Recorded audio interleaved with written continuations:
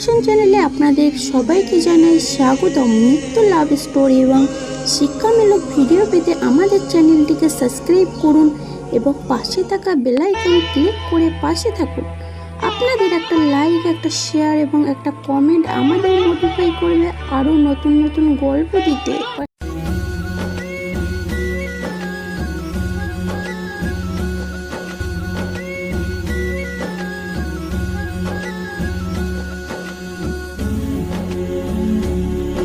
একই এলাকায় একই ছেলে ও মেয়ে, তাদের মধ্যে কিছু একটা সম্পর্ক ছিল। একদিন হঠাৎ করে ছেলেটা একদিন মেয়েটিকে বলে, মিম, আমি তোমাকে একটা কথা বলতে চাই। মিম বলল, বলো, কি কথা বলবে? থাক, এখন না, পরে বলবো। তখন মিম বলল, না, তুমি এখন বললে কি সমস্যা আছে? না না, আমার তো কোনো সমস্যা নেই, কিন্তু থাক, আজকে আর বলবো না, পরে আরেকদিন বলবো। মেয়েটি হঠাৎ করে একদিন অন্য কলেজে ভর্তি হয়ে গেল। তখন ছেলেটা ভাবতে ভাবতে বলল যে, এতদিন হয়ে গেল, মিমের তো কোনো খোঁজ নেই, তার কিছু হয়ে গেল নাকি? তখন মিঠু তার বাসায় গিয়ে খোঁজ নিল। পরে সে শুনতে পারল যে সে অন্য কলেজে ভর্তি হয়েছে। তখন মিঠু কিছু না ভেবে সে তার কলেজের উদ্দেশ্যে রওনা দিল। দেখতে দেখতে কয়েক মাস কেটে গেল, কিন্তু মিমের কোনো খোঁজ পেল না। হঠাৎ একদিন মিমের সঙ্গে দেখা। তখন মিঠু বলল, এই মিম, হঠাৎ করে কোথায় চলে গেছিলা? আমি তোমাকে কত না কত জায়গায় খুঁজেছি, কিন্তু তোমার কোনো খোঁজ পাইনি। তখন মিম বলল, তুমি আমাকে এইভাবে খুঁজছো, তার কারণ কি আমি জানতে পারি? তখন মিঠু বলল, আমি তোমাকে খুঁজেছি মানে? তুমি জানো না তোমাকে কতটা ভালোবাসি, তোমার জন্য আমার জীবন পর্যন্ত দিতে পারি। আরে তুমি আমাকে ভালোবাসো মানে? আমি তো তোমাকে সবসময় বেস্ট ফ্রেন্ডের চোখে দেখতাম, আর তুমি আমাকে ভালোবাসো বলছো? তখন মিঠু কিছু না ভেবে তাকে বলল, তুমি আমাকে কখনো ভালোবাসিনি, এ কথা বলতে পারলা?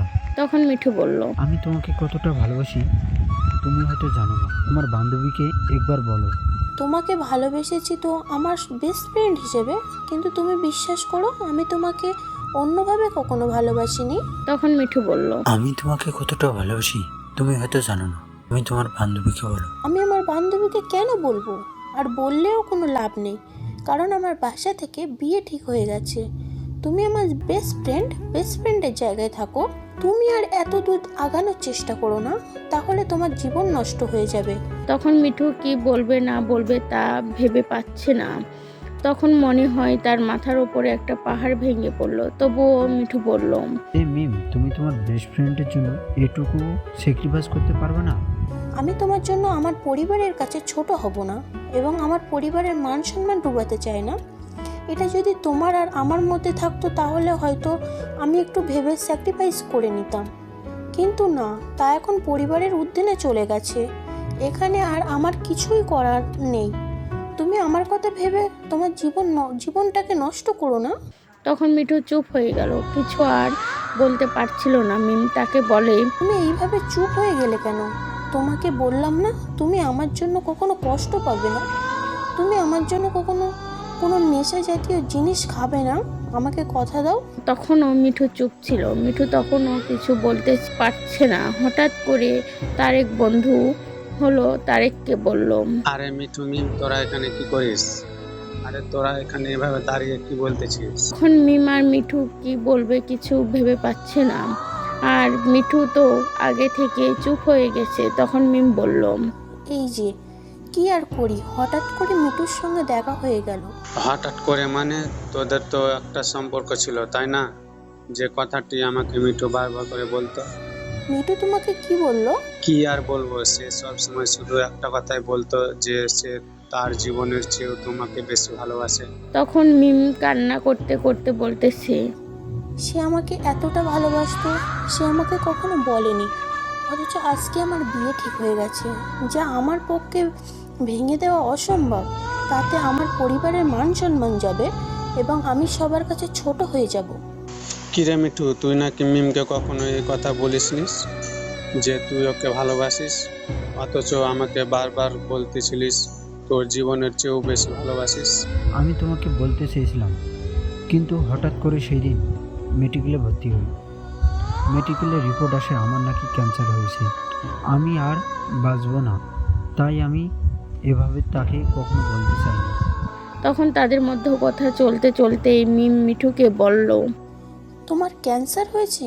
তুমি কখনো আমাকে বলোনি কেন? তুমি আমার বেস্ট ফ্রেন্ড ছিলে, অথচ ক্যান্সার হয়েছে তুমি আমাকে বলোনি। আমি তোমাকে ভয়ে বলতে পারিনি, কারণ আমি তোমাকে অনেক ভালোবাসতাম এবং তোমাকে কাছে পেতে চেয়েছিলাম। অথচ দেখো আজকে তোমার বিয়ে ঠিক হয়ে গেছে। তুমি আমাকে ভালোবাসলে তা আমি একটু বুঝতে পেরেছিলাম, কিন্তু আমি তোমার থেকে এই কারণে দূরে চলে এসেছিলাম, কারণ আমি চাইনি আমাদের বন্ধুত্বের মাঝে কোনো সমস্যা হয় না, তাই তোমার থেকে একটু দূরে সরে এসেছিলাম। তাদের মধ্যে কথা হতেই তাকে বলল, আমার বিয়েতে তোমার নিমন্ত্রণ রইল। তখন মিঠু বলল, দেখো আমার ভাগ্যের কি পরিহাস, আমি সেই দিন যদি মেডিকেলে না যেতাম তাহলে এত কিছু হতো না। আমার একটা ছোট ভুলের জন্য তোমাকে হারিয়ে ফেললাম। কি ভুল করেছো তুমি? সেই দিন আমার রিপোর্টে ক্যান্সার এসেছিল, কিন্তু আগামীকাল আবার রিপোর্ট করার পর দেখলাম যে আমার কোনো ক্যান্সার হয়নি। রিপোর্টে ভুল ছিল সেই দিন, অথচ তোমাকে হারানোর যন্ত্রণায় আমি মরে যাব। প্লিজ, তুমি কখনো এরকম ভুল করো না। তুমি এইটুকু বোঝো আমার আর আমার পরিবারের সম্মানের কথা। আচ্ছা, তুমি তোমার পরিবারকে নিয়ে ভালো থাকো, আর আমার ভালো থাকার কথা কখনো ভেবো না। এতে তোমার মিঠু চিরস্থায়ী নয়। তাদের কথা এভাবেই চলতে চলতেই তাদের দুঃখগুলো ভাগ করে নেওয়ার মতো কোনো পরিস্থিতি ছিল না। অবশেষে ছেলেটি বিষ খেয়ে মারা গেল।